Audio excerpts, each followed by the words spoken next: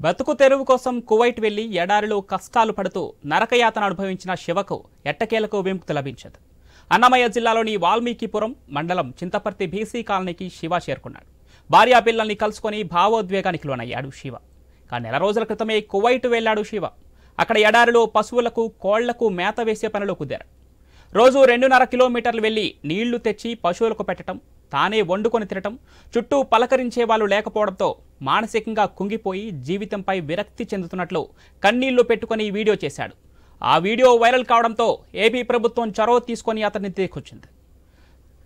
రైట్గా గల్ఫ్లో అతను పడిన కష్టాలు, ఎంతో మానసిక వేదన తర్వాత తిరిగి భారతదేశానికి చేరుకున్నటువంటి శివ తన అనుభవాన్ని మనతో పంచుకోవడానికి లైవ్లో సిద్ధంగా ఉన్నారు. నమస్కారం శివ. నమస్కారం సార్.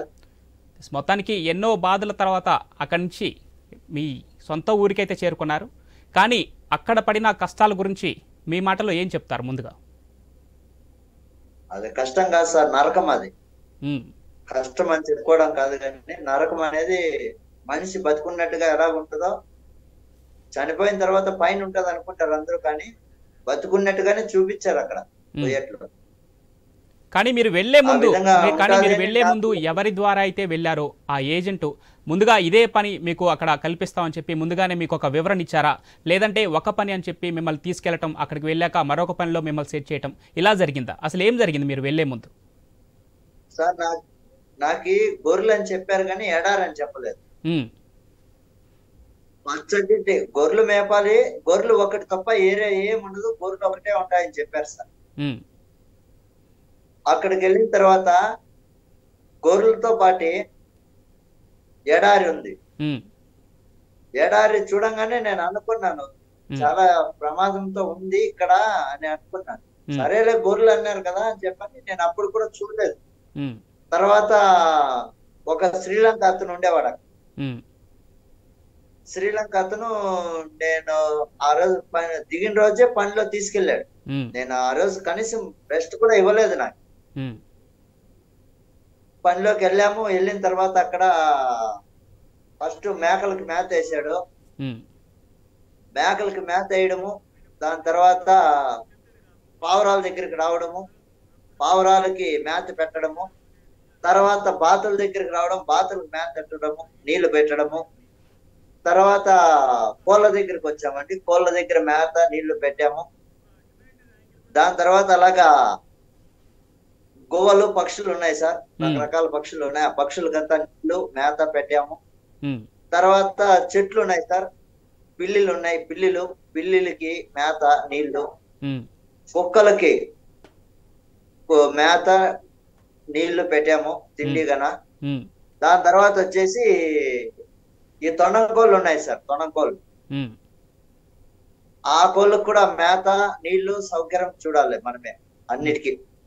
ఇవన్నీ ఒక్కసారి చేయొచ్చు కానీ దగ్గరగా ఉన్నా ఎలాగో అలాగ సమాలించచ్చు. కానీ మెయిన్ ఎవరంటే చెట్లు సార్. ఆ చెట్లు ఏమన్నా నీడనిస్తాయా అంటే నీడిచ్చే చెట్లు కూడా కాదు. కనీసం ఒక జాన ఉంటాయి సార్ చెట్లు. ఆ చెట్లు ఆ భూమికి బతకవు, భూమిలో సతవ లేదు, ఇసుక నేల. అక్కడ కొన్ని దాంట్లకి డ్రిప్పులు పెట్టారు సార్, కొన్ని దాంట్లకి డ్రిప్పులు లేవు. ఆ డ్రిప్పులు లేని చెట్లకి వాటర్ క్యాన్లతో నీళ్లు తీసుకెళ్లి పోయాలి వాటికి నీళ్లు. కనీసం 2 కిలోమీటర్లు నీళ్ళ క్యాన్లు మోయాలి సార్. మోసి నాకు కొన్నాళ్ళకు 3 రోజులేమో అతను ఉన్నాడు. 3 రోజుల తర్వాత అతను వెళ్ళిపోయాడు సార్ శ్రీలంక. అతను వెళ్ళిపోయాడు. ఇలాగ చేయాలి, అలాగ చేయాలి, ఈ పని టయానికి చేసుకోవాలి, ఈ పని టయానికి చేసుకోవాలి అని చెప్పేవాడు సార్.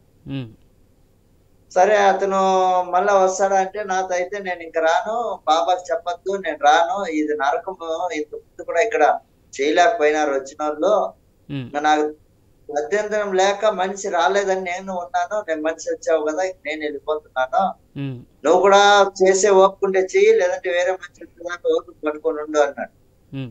సరే చూశాను, నా వల్ల కాలేదు సార్. అక్కడ నీళ్లు తాగడానికి నీళ్లు ఉండేవి కాదు. ఆ ట్యాంక్ లో నీళ్ళే పట్టుకొని తాగమనేవాడు. అవి కాలిపోతూ ఉంటాయి సార్ నీళ్లు, మామూలుగా తాగడం కాదు. మన కట్ల పొయ్యి మీద పెట్టి ఎలాగ తెరులుతూ ఉంటాయో నీళ్లు, అలాగ తెరులుతూ ఉండే నీళ్లు, ఆ నీళ్ళే తాగమనేటోడు.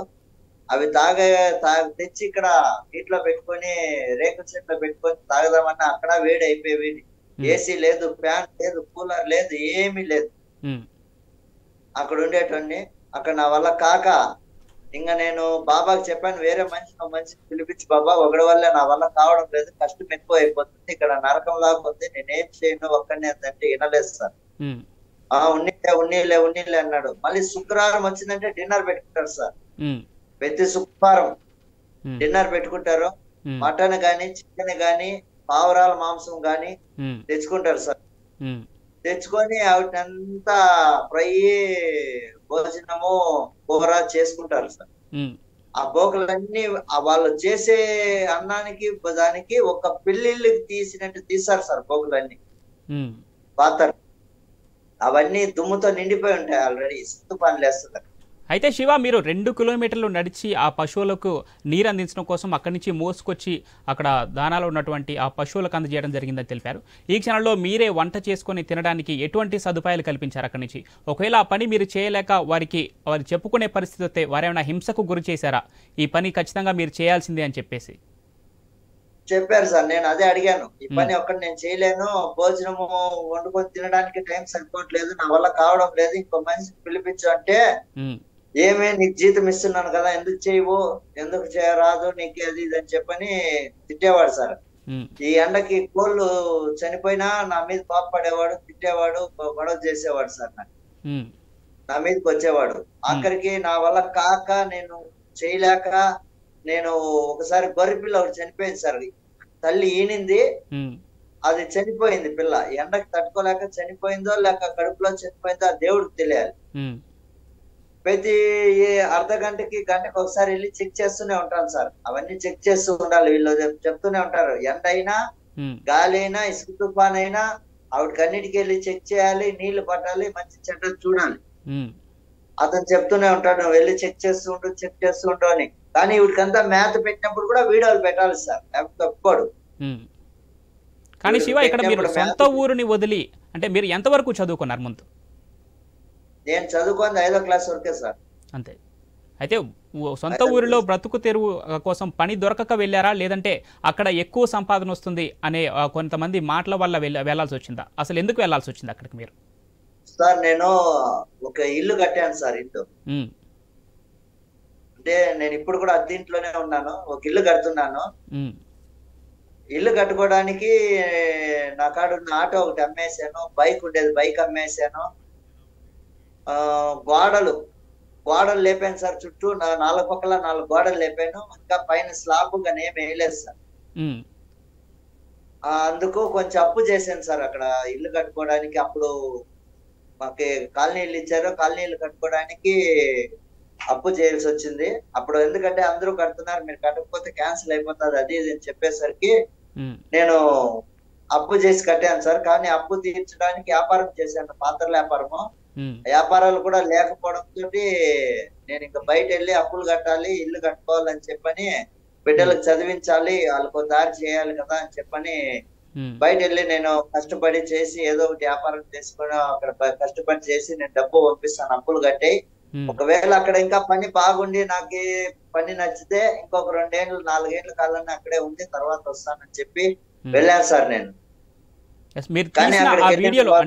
మీరు ఏదైతే మీ బాధను చెప్తూ తీసిన వీడియోలో అందరం చూసాం, ఇక్కడ 2 తెలుగు రాష్ట్రాలు చూశారు, యావత్ దేశం చూసింది. అక్కడ మీ బాధలు ఖచ్చితంగా ఆ వీడియోలో క్లియర్గా తెలిసాయి మాకు కూడా. చుట్టూ ఎడారి, కాగుతున్న నీళ్లను తాగాల్సి వచ్చిన పరిస్థితి అని తెలిపారు. అప్పుడు మీ ఆరోగ్య పరిస్థితి ఎలా ఉంది? ఆ క్షణంలో మీకు ఇంట్లో వారు గుర్తొస్తే మీ పరిస్థితి ఎలా ఉంది? ఎవరికి చెప్పుకోవాలనుకున్నారు? సార్ నేను ఎవరికి చెప్పుకున్నా నా బాధ తీరేదట్లేదు. ఎవరి నెంబర్లు మా నకాలు లేవు. మా ఆవిడది, మా కుటుంబ సభ్యులు తప్ప నా కాడ ఎవరి నెంబరు లేదు సార్. నా పరిస్థితి ఎవరికి చెప్పినా తీరుతుంది అంటే మా భార్యకి చెప్పుకున్నాను. మా భార్య అయితే మనం ఉన్న పరిస్థితిలో ఊర్లో అప్పులు చేసాం కదా, ఇలా ఇల్లు కట్టుకోవడానికి ఇప్పుడు మనకి ఎవరిచ్చే వాళ్ళు ఉన్నారు, ఎవరున్నారు పరిస్థితుల్లో, మన వల్ల ఇక్కడ ఎవరు సాయం చేస్తారు మనకి అని చెప్పని అనడంతో ఎలాగాలో సర్దుకోపోదామని చెప్పని ఎంతో ట్రై చేసినా అతను ఏదో ఒక కారణంతో గొడవ వేసుకునేవాడు, తిట్టేవాడు, కొట్టడానికి వచ్చేవాడు. టయానికి తిండి ఉండేది కాదు, నిద్ర ఉండేది కాదు. 3 గంటలకే లేయాలి, పని చేసుకోవాలి. ఆ జనరేటర్లు స్టార్ట్ కావు. ఉమ్, ఆ మోటార్లు పని చేయవు, ఉమ్, నాకు నరకం అంటే ఎలాగో చూపించాడు సార్ అతను. అలాగని నేను ఏజెంట్ కూడా చెప్పాను సార్, ఉమ్, సైకో ఉన్నట్టున్నాడు, ఇతను సైకో ఉన్నట్టున్నాడు, సైకో దగ్గరికి పంపించావు నన్ను, ఉమ్, ఇంకో మనిషిని పంపి అంటే, అతను ఈజా పంపించలేదప్పా, ఈజా పంపించకపోతే నేను ఎలా పంపిస్తాను అంటే, నేను ఉమ్, ఫోన్ నెంబర్ ఇచ్చాను సార్, అతను కపిల్ ఫోన్ నెంబర్ ఇచ్చాను. ఉమ్, ఆ ఫోన్ నెంబర్ ఇచ్చేసరికి అతను ఫోన్ తీసుకుని ఫోన్ చేసేసరికి, ఉమ్, ఆ ఫోన్ నెంబర్ నువ్వు ఎందుకు ఇచ్చావు అతనికి అని చెప్పని నా మీద గొడవకు వచ్చాడు సార్ కపిల్ ఇక్కడ ఉమ్, గడప కోయేట్లో. ఉమ్, నా మీద గొడవకు రావడము, ఆ తర్వాత ఇంకొకసారి వాయిస్ మెసేజ్ పెట్టాడు sir, visiting card voice message పెట్టాడు. మళ్ళీ ఒక వారం 10 రోజుల తర్వాత ఉమ్, ఈయన ఏజెంట్ మనిషిని పంపిస్తాను, పెట్టు నాకు అడ్రస్ కి ఈజా పంపించు అని చెప్పని పెట్టాడు సార్. ఉమ్, అయినా కూడా అతను వాయిస్ మెసేజ్ పెట్టినా నా మీద గొడవకు వచ్చేవాడు, విజిటింగ్ కార్డు పెట్టినాడని గొడవకు వచ్చేవాడు, ఉమ్. ప్రతిదానికి నా మీద టార్చర్ పెట్టేవాడు. వాళ్ళ ఇంట్లో సమస్య లేదున్నా దాన్ని ఎత్తుకొచ్చి నా మీదే చూపించేవాడు సార్. ఉమ్. ప్రతి అయితే శివ ఇంత నేను ఇంత ఒక్కటే ఇంత టార్చర్ పెట్టినప్పుడు మీరు ఏజెంట్కి తెలియజేస్తే ఏజెంట్ నుంచి ఎలాంటి స్పందన వచ్చింది? మీరు చేసిన పనికి డబ్బులు తీసుకొని నన్ను మా సొంత ఊరికి పంపించండి అని చెప్పి మీరు అభ్యర్థన పెడితే ఏజెంట్ నుంచి ఎలాంటి సమాధానం వచ్చింది? తిరిగి ఆయన ఏం చెప్పారు? వాళ్ళు డబ్బులు అడిగారు, 71,000 కట్టేపా పిలిపిస్తానన్నాడు సార్. 71,000 కట్టి పిలిపిస్తానన్నాడు. ఇంకా ఒక 71,000, ఆ ఒక 71,000కి నా దగ్గర అంత శక్తి లేదు సార్. ఆ డబ్బు కట్టడానికి నాకు అంత శక్తి లేదు, నా కాడ ఇక్కడ సాయం చేసేటోళ్ళు లేరు సార్. ఉమ్, నా పరిస్థితి బాగాలేదు. ఉమ్, అది తెలిసి ఆయన 71,000 కట్టమంటే మా భార్యకి అడిగాను సార్. భార్యకి అడిగితే మనకి ఊర్లో ఇచ్చేటోళ్ళు ఎవరున్నారు, మన దగ్గర అంత లేదు కదా, ఇప్పుడు పాప కూడా చదువు మానేసి చిన్న పాపను కూడా పనికి తీసుకెళ్తున్నాను కదా, పెద్ద పాపను కూడా, ఉమ్, ఇంకా మనకి ఇంట్లో జరిగేది కష్టమైపోతుంది, కరెంటు బిల్లు, ఇంటి బాడిగ, పాల బిల్లు, పిల్లలకి భోజనానికి కానీ ఇబ్బంది అవుతుంది, పనికి వెళ్తే గానీ మనకి జరగని పరిస్థితి అయిపోయింది, ఉమ్, ఇంకా నువ్వు లేకపోయావు, నువ్వు అక్కడ ఉండిపోయావు అని చెప్పని మా ఆవిడ కూడా ఏడ్చింది సార్, చాలా సార్లు బాధపడింది. ఉమ్, ఇంకా ఏం చేయను, మన పరిస్థితి అక్కడ చూస్తే ఎలాగుంది, ఇక్కడ చూస్తే ఎలాగుంది, దేనికంటే చనిపోవడం బెస్ట్ అనిపించి అక్కడ గొర్రెల మందు, మేకలకి మందులు, కోళ్ళకు మందులు ఉంటే అవి తీసుకొని తాగి చనిపోదాం, వీడి దగ్గర టార్చర్ పడించాకంటే ఆ తాగి చనిపోవడమే నెక్స్ట్ నాకు సులభం అనిపించింది సార్. అక్కడ ఆ ప్రదేశానికంటే సులభమైంది చావు చాలా చిన్నది అనిపించింది సార్ నాకు. ఉమ్. అతను పెట్టే టార్చర్ కంటే చనిపోవడమే చాలా సులభం అనిపించింది ప్రాణం. అక్కడ ఉదయం లేచిన దగ్గర నుంచి మీకు ఏ టైంకి పని స్టార్ట్ అయ్యేది? ఎలాంటి పని చేసేవారు ఉదయం నుంచి సాయంత్రం వరకు? తర్వాత పని చేసి అలసిపోతే మీకు తినడానికి ఎలాంటి ఆహారం లభించేది? వాళ్ళు ఎటువంటి ఆహారం సదుపాయం కల్పించారు మీకు? సార్ ఉదయము లేచేదాకా ఏం లేదు సార్, 3 గంటలకే లేస్తాను. ఉమ్, ఎందుకంటే ఉదయం తెల్లారితే ఎండ 50 డిగ్రీలు, 55 డిగ్రీలు, 60 డిగ్రీలు కాసేది. ఆ ఎండకు భయపడి కంటికి నిద్ర లేకుండా 3 గంటలకు లేచి పని స్టార్ట్ చేసేవాడిని సార్. 3 గంటలకు లైట్ వేసుకొని, టార్చ్ లైట్ వేసుకొని 3 గంటల నుంచి పని మొదలు పెట్టేవాడిని సార్. అప్పటికిను అన్ని పనులు అయ్యేసరికి 1:30, 1:45 అయ్యేది సార్. నాకు తిండి ఉండేది కాదు, ఉత్త నీళ్లు, ఒక బిస్కెట్ ప్యాకెట్ ఏదైనా ఉంటే బిస్కెట్ ప్యాకెట్ ఉంటే తిని ఆ నీళ్లు తాగేసి పనిలోకి వెళ్ళిపోయాను సార్. అప్పటి నుంచి ఇంకా పని 1:30 దాకా పనే ఉంటుంది, 1:30, 2 కూడా అయిపోతుంది ఒక్కొక్కసారి. అప్పుడు నేను భరించలేక, ఆ బాధ తట్టుకోలేక అలాగా నీరసం అయిపోయి చాలా సన్నగా అయిపోయి మనిషి కనీసం నీళ్ళకాయ ఎత్తి భుజాన పెట్టుకునే శక్తి, ఓపిక 2 కూడా నాకు లేకపోయావు సార్. నేను ఇంటికి ఫోన్ చేసి కూడా అదే చెప్పాను, కనీసం 20 లీటర్ల క్యాన్ ఎత్తే శక్తి కూడా నా ఒంట్లో లేదు, రక్తం తాగేస్తుంది అంట, కనీసం చెమట నీళ్ళలాగా ఒళ్ళంతా కారిపోతుంది, నా వల్ల అవ్వట్లేదు, నేనేం చేయను, చనిపోవాలనిపిస్తుంది నాకని కూడా ఇంటికి ఫోన్ చేశాను సార్. అప్పుడు నేను చిన్నగా ఈ విధంగా నేను చిన్న వీడియో చేసి సోషల్ మీడియాలో పెట్టాను సార్. సోషల్ మీడియాలో పెట్టే కొందికి మన లోకేష్ బాబు సార్ గారు చూసి, నారా లోకేష్ సార్ గారు చూసి ఇలా స్పందించారు. దీన్ని చాలా మంది వైరల్ చేశారు. చాలా మంది దాన్ని వైరల్ చేయడం వల్ల మన నారా లోకేష్ బాబు గారు చూసి ఎలాగైనా అబ్బాయిని తీసుకురావాలని మన కువైట్ లో ఎంబీసీ వాళ్ళకి ఫోన్ చేశారు, వాళ్ళకి చెప్పారు. మళ్ళా కువైట్ లో ఉన్న మన టీడీపీ నాయకులు ఉన్నారు అక్కడ, వాళ్ళకి ఫోన్ చేశారు. ఉమ్, వాళ్ళు అక్కడికి కార్ వేసుకొచ్చి లొకేషన్ పెట్టి నాకు ఫోన్ చేశారు. అది నెంబర్ ఎవరు ఇచ్చారేమో ఆ దేవుడికే తెలియదు. దేవుళ్ళలాగా వచ్చారు సార్ వాళ్ళైతే అక్కడికి, ఉమ్, టీడీపీ వాళ్ళు ఉమ్, వచ్చి అక్కడ కార్ వేసుకుని వచ్చి కార్లోంచి నన్ను ఎక్కించుకొని ఆ ఉమ్, ఎడారిలో గుంత మెట్ట దారి లేదు చూడకుండా ఉమ్, నేరుగా ఎత్తుకొచ్చి అక్కడ ఎంబీసీ దగ్గర వదిలేరు సార్ వాళ్ళు. ఉమ్, ఎంబీసీ దగ్గర వదిలి అక్కడి నుంచి నన్ను తీసుకొని అక్కడ వదిలేసి భోజనానికి ఒక $5 ఐదు ఐదు అదేదో 1300 డబ్బులు సార్. 5 డబ్బులు 5 ఇదంటారు సార్ అది. ఉమ్, ఆ డబ్బులు ఇచ్చారు. ఆ డబ్బులు తీసుకు భోజనం చేయి తమ్ముడు అని చెప్పని నాకు ఇచ్చారు. ఉమ్, కానీ నేను అక్కడ హోటల్ లేవు, ఏమీ లేవు. ఉమ్, అలా నాకు ఎంబీసీ వాళ్ళు తీసుకెళ్లి అక్కడ పెట్టేశారు సార్. నాకు వాళ్ళ రూమ్ దగ్గర ఉమ్, అక్కడ పెట్టేసి అక్కడే భోజనము మంచి చెడ్డ అన్ని వాళ్ళే చూశారు. ఉమ్, మన ఎంబీసీ లో పనిచేసే ఒక సార్ మాత్రం అక్కడ నాకు చాలా భలే సాయం చేశారు సార్.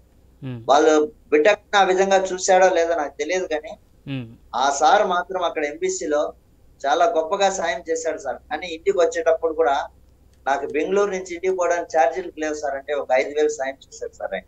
ఎస్ శివ, మీరు పెట్టిన వీడియోని అందరికీ అంటే రాజకీయ నాయకులకు రీచ్ అయ్యి అది మిమ్మల్ని తిరిగి ఇండియాకి తీసుకురావడానికి ఆ కృషిగా ఐ న్యూస్ కూడా పదే పదే ప్రసారం చేస్తూ అది రాజకీయ నాయకుల వరకు వెళ్లే వరకు కృషి చేసింది తమ వంతుగా ఐ న్యూస్ కూడా.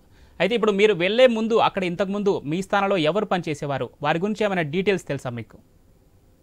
సార్ అతను ఒక శ్రీలంక అతను ఉండేవాడు సార్. అంతకుముందు ఎవరు ఉండేవాళ్ళో నాకు తెలీదు.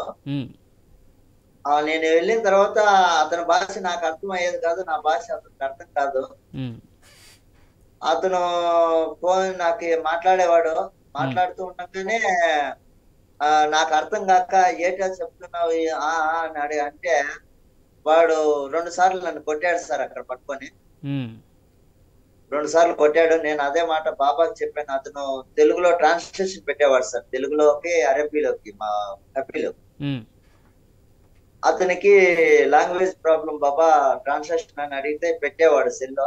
ఉమ్, ఇలాగా నాకు ఈ పని చెప్తున్నాడు, అంటే ఇంత అయిపోతుంది, టైం భోజనం చేయడానికి కూడా కష్టం అయిపోతుంది బాబా, ఎలా చేయను అంటే ఉమ్, అతను 27 డిగ్రీలు ఎండ కాస్తుంది, ఇద్దరు ఉన్నారు కదా, కొంచెం పొద్దున్నే లెగిసి సరసరా పని చేసుకుని అని చెప్పేవాడు సార్. ఉమ్, అయినా ఇతను ఏమో వినిపించుకునేవాడు కాదు. ఇతను చాలా లేట్ గా లేసేవాడు. ఉమ్, అప్పటికినో నేను అక్కడే వెళ్ళి చేసే పని చేసేవాడిని. ఉమ్, చేస్తే ఇతను వచ్చి అది అలా కాదు, ఇది ఇలా కాదు, నువ్వు అట్లా చేసావు, నువ్వు ఇట్లా చేసావు అని చెప్పని నాకు ఎవరైనా ఫోన్ చేశారంటే ఉమ్, ఆ ఫోన్ అతను దొంగగా వీడియో తీసి ఆయన బాబాకి చూపించేవాడు సార్ అక్కడ కపిల్కి. ఉమ్, అతను ఫోన్ లో మాట్లాడుతూ ఉంటాడు, పని చేయడు అని చెప్పి ఊరికెళ్ళా అతని దగ్గర తిట్లు పెట్టించేసి ఉమ్, అతని దగ్గర సింపతి కొట్టేసి అతని దగ్గర ఇంటికి ఎలాగో వెళ్ళిపోతున్నాను కదా, ఉమ్, ఇతని దగ్గర సింపతి కొట్టేసి వాళ్ళు ఇంటికి వెళ్ళేటప్పుడు కొంచెం డబ్బు ఇస్తారు సార్, ఇనాంతో డబ్బు ఇస్తారు. ఆ ఇనాం డబ్బుల కోసం అతను నన్ను వాళ్ళ ముందర ఎదవం చేసి ఉమ్, వాళ్ళ ముందర నన్ను తిట్టించేది, కొట్టించేది, లేదా వీడైనా కొట్టేది, ఈ విధంగా చేస్తూ ఉండేవాడు సార్. ఉమ్. అయితే శివ, మీరు చేసిన పనికి జీతం సరిగా ఇచ్చేవారా, లేదంటే ఆ జీతంలో కూడా కోత విధించేవారా? పని సరిగా చేయటం లేదంటూ దెప్పి పొడుస్తూ ఇలా ఏమన్నా జరిగిందా మీకు? జీతం ₹1 ఇవ్వలేదు సార్, ఉమ్, ₹1 ఇవ్వలేదు. జీతం అడిగాను, నా జీతం అయిపోయేదాకా కూడా పనిచేశాను నేను. ఉమ్, నెల అయిపోయిన తర్వాత కూడా అడిగాను. ఉమ్, నాకు ఇంటి దగ్గర ఇబ్బంది ఉంది, పిల్లలు ఉన్నారు, నాకు కొంచెం ఆర్థికంగా ఇబ్బందులు ఉన్నాయి, ఇంటి అద్దెలు కనుక కట్టుకోవాలి, పిల్లలకు చదువుకు కనుక చూసుకోవాలి, ఉమ్, శాలరీ అని అడిగితే ఇప్పుడు లేదు తర్వాత ఇస్తానని చెప్పేసి వెళ్ళిపోయాడు సార్. ఉమ్, నేను అలాగ ఒక 5-6 రోజులు అడిగాను సార్, నా జీతము ఇవ్వు బాబా, నాకు ఇంటికాడ ఇబ్బంది ఉంది, ఫోన్ చేస్తున్నారు, డబ్బులు లేవు అని అంటే ఉమ్, ఇస్తాలే, తర్వాత ఇస్తాలే, మళ్ళీ ఇస్తాలే, పొద్దున్నే ఇస్తాలే అని చెప్పని ఇలా తప్పించుకొని వెళ్ళిపోతుండేవాడు సార్. ఉమ్, కానీ పని చేయమని మాత్రం ఏదో ఒక పని ఖాళీగా ఉంది కూడా ఉమ్, ఈ పని అంతా అయిపోయిన తర్వాత కూడా ఫోన్ చేసేవాడు. అన్నిటికీ మేత పెట్టావా, చేసావా, వీడియో కాల్ చేసి ఆవిడకి మేత పెట్టావా, ఈవిడికి మేత పెట్టావా అని అడిగేవాడు సార్. ఉమ్, అన్నిటికీ సరే పెట్టాను సార్ అందంటే బాబా పెట్టానని చెప్తే ఎక్కడున్న ఏం చేస్తావు, ఆ జనరేటర్ ఆయిల్ మార్చి, ఇంజిన్ ఆయిల్ మార్చేయి, ఉమ్, ఆ జనరేటర్ తుడిచేయి, మట్టి మొత్తం తుడిచేయి అని ఆ పని ఈ పని ఏదో ఒక పని చెప్తూనే ఉండేవాడు సార్. ఎండలోనే ఇంకా నీడ ఉండదు, జనరేటర్లు కూడా అయితే మీరు ఎండలోనే ఉంటాయి. పశువులకి నీరు పెట్టడం కోసమే దాదాపు 2 కిలోమీటర్ల మేర నడిచి మోసుకొచ్చి పశువులకి నీరు పెట్టడానికి ఇలా పని చేశానని చెప్తారు. మరి మీరు తినడానికి ఏదైనా కావాల్సి వస్తే మీరు ఎంత దూరం వెళ్లాల్సి వచ్చేది? లేదంటే మీ ఓనరే, మీ యజమాని మీకు తీసుకొచ్చి ఇచ్చేవాళ్ళ? ఏం జరిగింది? మీ ఎలా ఉన్నారు అట్లా తినడానికి? తినడానికైతే అక్కడ 140 కిలోమీటర్లు వెళ్ళాలి సార్. ఉమ్, పోవాలంటే పోయేటికే వెళ్ళాలి. ఇక్కడ మధ్యలో అంగిళ్ళు చిల్లర అంగిళ్ళు కానీ ఏవి ఉండేవి కాదు, మొత్తం ఎడారే. ఉమ్, 140 కిలోమీటర్లు ఎడారే ఉమ్. నేను వెళ్ళాలంటే. పోయేటికి వెళ్తేనే మాకు తినాల్సినవి నేను కావాలంటే ఎవరు వెళ్ళేవాడిని తీసుకొచ్చి కాదు. ఇచ్చేవారు మీకు మరి? నాకు వాడికి చెప్తే వాడిని ఎప్పుడన్నా బాగుంటే ఉమ్, ఏదన్నా తినడానికో తాగడానికో కూల్ డ్రింకో కానీ తెచ్చిచ్చేవాడు. ఉమ్, లేదంటే గమన ఉన్న కాడికి చేసుకొని తిని ఉండేవాడిని సార్. కానీ నేను చేసుకొని తినడానికి టైం సరిపోయేది కాదు. ఉమ్, చెప్పాను కదా, నాకు రెండు గంటలు అయిపోయేది, ఒక్కోసారి 1:30 అవుతుంది, 2 అవుతుంది. ఒక్కోసారి ఆ జనరేటర్ ఆయిల్ మార్చి అవన్నీ తుడిచి మొత్తం పెట్టి చేసే కొందుకి ఉమ్, 3 కూడా అవుతుంది సార్. ఇంకా అప్పుడు అన్నం చేసి తినలేము అని చెప్పి ఆ వేడికి కొద్దిసేపు ప్రాణం అలసిపోయి కొద్దిసేపు కూర్చొని మనస్ఫూర్తిగా ఉమ్, కూర్చుందాము, కొద్దిసేపు పడుకుందామంటే ఏసీ లేదు, ఫ్యాన్ లేదు, ఏమీ లేదు. ఆ రేకుల కింద కూర్చొని ఆ టవల్ తోటి ఇలా తుడుచుకుంటూ ఉమ్, చెమట, షర్ట్ వేసుకునేవాడిని కాదు, ఉత్త పన్నీన్ తోటి ఒక షర్ట్ తోటి ఆ చెమట తుడుచుకుంటూ ఉమ్. కూర్చునేవాడిని సార్. ఒళ్ళంతా ఇసుక తుఫాను వచ్చిందంటే ఇసుక దుమ్ము వచ్చి మీద పడిపోతుంది. అక్కడ కనీసం ఎక్కడ ఉన్నా నువ్వు లోపల ఉంటే ఉడుకు చనిపోవాలి, బయట ఉంటే ఈ ఊపిరాడక చచ్చిపోవాలి. దుమ్ము ధూళి వచ్చిందంటే ఊపిరాడదు. ఉమ్, అక్కడ ఇంకొక వాళ్ళకి మాత్రం ఏసీ రూమ్ ఉంటుంది సార్. ఉమ్, అందులోకి మనకి పర్మిషన్ లేదు. ఉమ్, వాళ్ళు ఉన్నప్పుడు మాత్రమే వాళ్ళకి చాయ్ గవ అందించాలి. ఉమ్, వాళ్ళు బిస్కెట్లు అవి తెమ్మంటారు, కార్లో పెట్టుకుంటారు. ఉమ్. అవన్నీ ఎత్తుకుపోయి వాళ్ళకి పెడితే వాళ్ళు తిని మిగిలిపోతే నాకు ఇస్తారు సార్. అయితే ఉన్నన్ని రోజులు ఎలాంటి ఆహారం తీసుకున్నారు? మీరు తాగే నీరు దగ్గర నుంచి అవన్నీ తీసుకున్న తర్వాత మీ ఆరోగ్య పరిస్థితి ఎలా ఉండేది అక్కడ? ఆరోగ్యం అయితే నాకు కొంతవరకు బాగలేకుండా అయిపోయింది సార్, చాలా బాగలేకుండా అయిపోయింది. ఉమ్, ఒళ్ళు నీరసం అయిపోవడము, ఒంట్లో ఓపిక లేకపోవడము, ఉమ్, చాలా వరకు నాకు ఒంట్లో శక్తి లేక ఉమ్, రక్తము తాగేసింది. ఎండ అలాగా భయంకరమైన ఎండలు సార్. ఆహారం ఎలా నేను ఉండేది? పుట్టి అంటే పెరిగిన ఏం తిన్నారు అక్కడ ఉన్నన్ని రోజులు? ఉన్న రోజులు బిస్కెట్లు, నీళ్లు, ఉమ్, ఒక్కొక్క రోజు అన్నము. లేదంటే వాళ్ళు ఎప్పుడైనా శుక్రవారం భోజనం చేసుకునేవాళ్ళు, భోజనం డిన్నర్ చేసుకునేవాళ్ళు. ఉమ్, వాళ్ళు తినేసి అవి మాంసం తినినవి, ఆ మాంసంవి అన్ని ఎత్తి మళ్ళీ అదే తట్టలో వేసి ఉమ్, ఆ మిగిలిన అన్నం మీద వేసి నాకు ఇచ్చేవాళ్ళు సార్, దాన్ని తిను అని. ఉమ్, ఆ ఎంగిలి అన్నమే తినేవాడిని సార్. నాకు వేరే దారి లేదు, ఇంక తినకపోతే చచ్చిపోతాను అనిపించింది. ఉమ్, ఆ వెంగిలి అన్నమే తిని ఉమ్, అది ఆ ఎముకలు దాన్ని తీసుకెళ్లి కుక్కలకు వేసి ఉమ్, వచ్చేవాడిని సార్. ఆ నీళ్ళే కాలిపోతున్న నీళ్ళే స్మెల్ వాసన వచ్చేవి సార్. నీళ్ళు ట్యాంక్ లో ఉమ్, గాలి ఆడేటివి కాదు, ఆ ట్యాంకర్ లో నీళ్ళు. ఉమ్, ఒక ట్యూబ్ సార్, మన లారీ ట్యూబ్, టైర్ లో ట్యూబ్ ఎలా ఉంటుందో అలా ఉంటుంది సార్, పెద్ద ట్యూబ్. ఉమ్, 10 చక్రాల లారీ నీళ్లు పడుతుంది. ఉమ్, అందులో గాలి పోవడానికి కానీ రావడానికి కానీ ఆస్కారం. ఉమ్, అందులో నీళ్లు పట్టేస్తే ఒకటే వాసన. ఆ నీళ్ళు పట్టుకొచ్చుకొని ఉమ్, దాని మీద ప్లేట్ కప్పెట్టేసి ఉమ్, ఆ నీళ్ళే తాగుతూ ఉండేవాడిని సార్. తప్పిపోయినప్పుడల్లా అవి కాలుతూనే ఉండేటివి నీళ్ళు, ఉమ్, అవే తాగేవాడిని. ఉమ్. ఇంకా నాకు ఓపిక లేక ఇంకా నేను ఉండలేక దావ పట్టుకొని వచ్చేసాను సార్. అయితే శివ, మీ దగ్గర మీ భార్య మొబైల్ నెంబర్ కూడా లేదని చెప్తున్నారు. మరి ఆవిడతో, అంటే అక్కడ కుటుంబ సభ్యులతో, మీ ఇతర కుటుంబ సభ్యులతో కానీ పిల్లలతో కానీ అక్కడ ఉన్న రోజులు మాట్లాడడానికి ప్రయత్నించారా? ఒకవేళ ప్రయత్నిస్తే మీ యజమానులు మీ మీద అంటే ఏ విధంగా బెదిరించారా ఏమన్నా దీనికి సంబంధించిందంటే?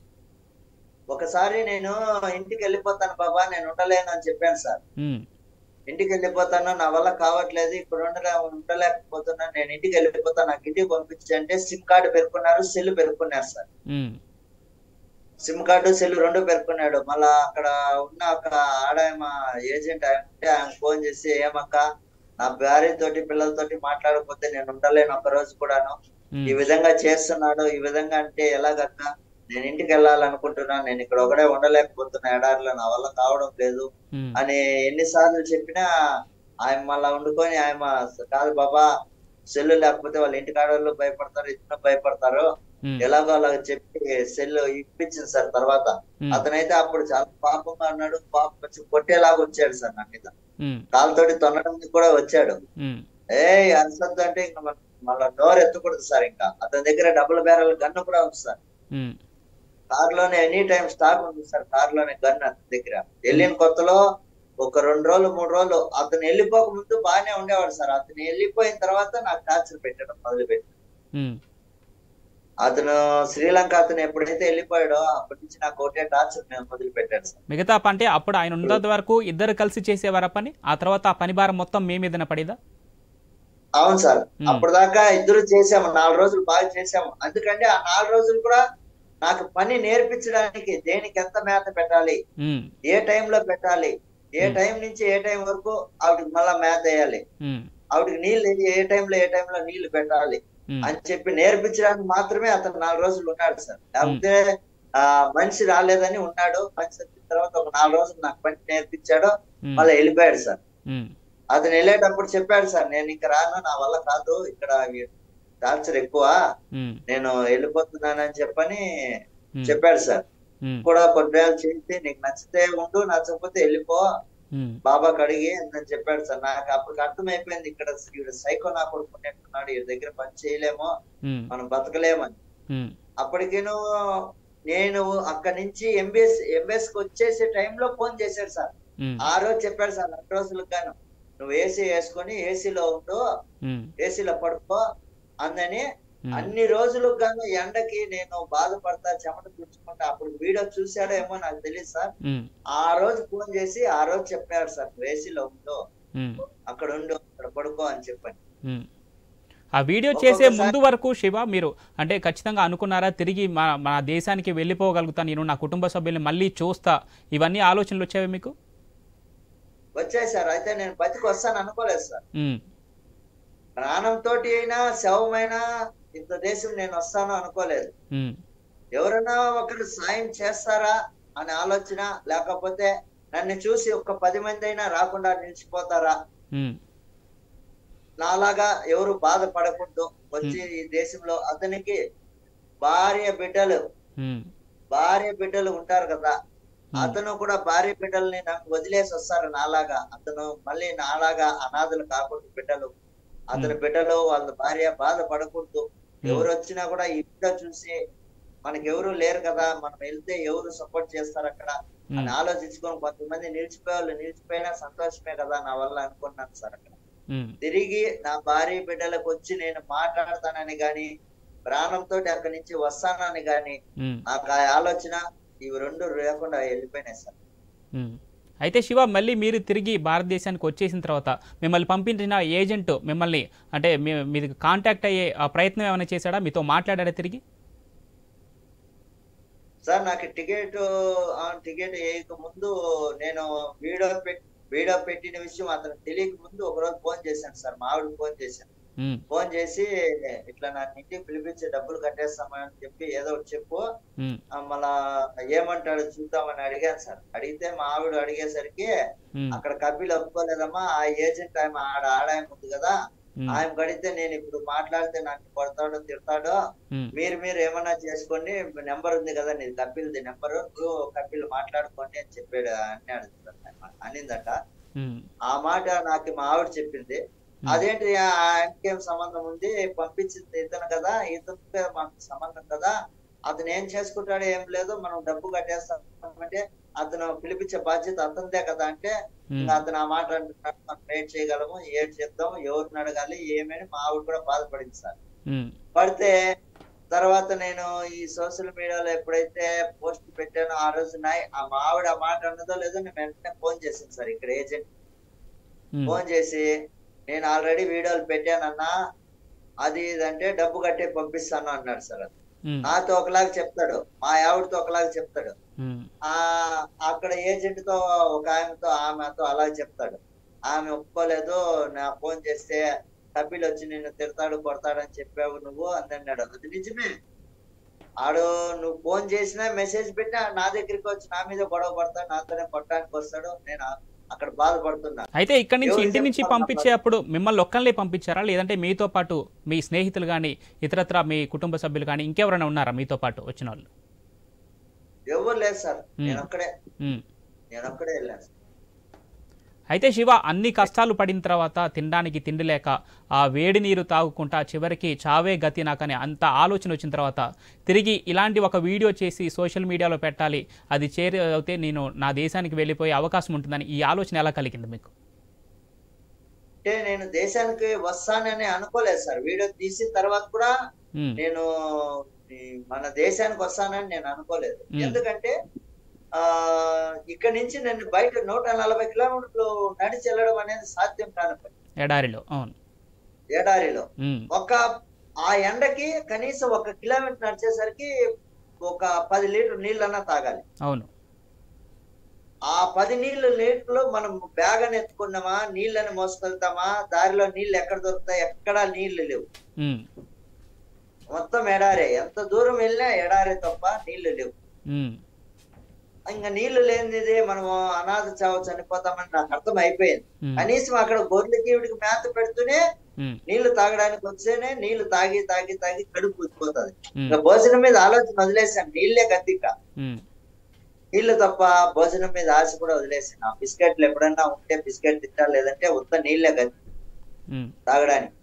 ఇలాగ చేసి నాకు విసుగైపోయి ఇంకా నేను బతకడము అసాధ్యము అనుకున్న సమయంలో ఈ వీడియో తీసి పెట్టాను సార్. నన్ను చూసి ఒక 10 మంది అయినా ఆగిపోతారు కదా, పోయేటికి రాకుండా ఆగిపోతారు కదా, వాళ్ళ భార్య బిడ్డలతో వాళ్ళైనా చల్లగా ఉంటారు కదా, కూలైనా చేసుకుని ఇంటికాడైనా బతుకుంటారు కదా, ఇబ్బంది.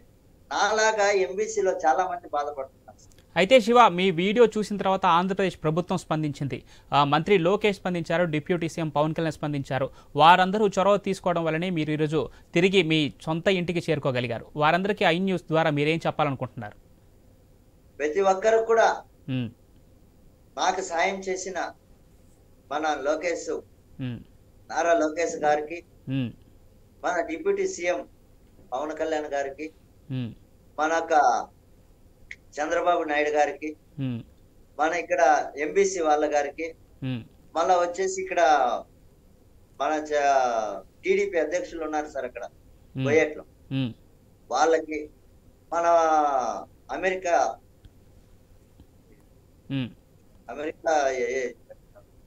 పేరు ఎన్ఆర్ఐ సార్, అమెరికా ఎన్ఆర్ఐ మన మదనపల్లిలో ఉన్నారు సార్, ఆయనకి, ప్రతి ఒక్కరికి కూడా మన ఎంబీసీలో పనిచేసే సార్ ఒక ఆయన ఉన్నారు సార్, అది చాలా మంచి ఆయన. ఎంత మంచి ఆయన అంటే వాళ్ళ బిడ్డ కన్నా ఆ విధంగా చూశారో లేదో నాకు తెలియదు. కానీ మీరు స్వదేశానికి వచ్చిన తర్వాత అటు మంత్రి నారా లోకేష్ కానీ పవన్ కళ్యాణ్ కానీ మీతో ఏమన్నా మాట్లాడే అవకాశం ఉందా? అంటే మాట్లాడారు ఇప్పుడు వారితో ఏమన్నా మీరు? లేదు సార్, ఇంకా మాట్లాడలేదు. అవకాశం వస్తే మాట్లాడాలనే నేను చూస్తున్నాను సార్. వాళ్ళతో మాట్లాడాలి, వాళ్ళని కలవాలి, ఎలాగైనా వాళ్ళకి నా కృతజ్ఞతలు తెలపాలని చెప్పని అనుకుంటున్నాను సార్. శివ, మీరు అక్కడికి వెళ్ళక ముందు ఇక్కడ ఎలాంటి పని చేసేవారు? మీకు ఏమైనా పొలం లాంటివి ఉన్నాయా? వ్యవసాయం చేసేవారా? ఎలాంటి పని చేసేవారు ఇక్కడ? ఇక్కడ నాకు వ్యవసాయం గానీ ఆస్తులు గానీ ఏమీ లేవు సార్, సొంత ఇల్లు కూడా లేదు. నేను ఒక వ్యాపారం చేసేవాడిని సార్, పాత్రల వ్యాపారం, వంట సామాన్లు వ్యాపారం చేసేవాడిని, మనం వంట చేసే సామాన్లు వ్యాపారం చేసేవాడిని.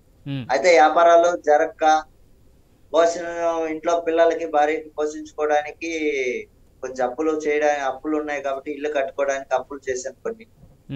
ఆవిడన్ని తీర్చడానికి అని చెప్పని బయట దేశం వెళ్ళి ఏదో కొద్దిగా అప్పు కట్టుకొని బతుకుదామని వెళ్ళాను సార్. కానీ ఇలాగ అవుతాది, ఇలా జరుగుతాదని ముందే మనం ఊహిస్తే మనం ఎందుకు వెళ్తాం సార్ అందులో. ఇప్పుడు మరి కుటుంబ పోషణ కోసం, పిల్లల్ని చదివించడం కోసం ఎలాంటి పని ఎంచుకోబోతున్నారు? ఇక పైన ఏ పని అయితే ఆ పని చేయాలనుకుంటున్నాను సార్. మన తాతలు ఉన్నారు కదా, మన ప్రభుత్వం ఉంది, ప్రభుత్వం మీద ఆర్థికంగా సాయం చేస్తుందని ఒక ఆశతోటి చూస్తున్నాను.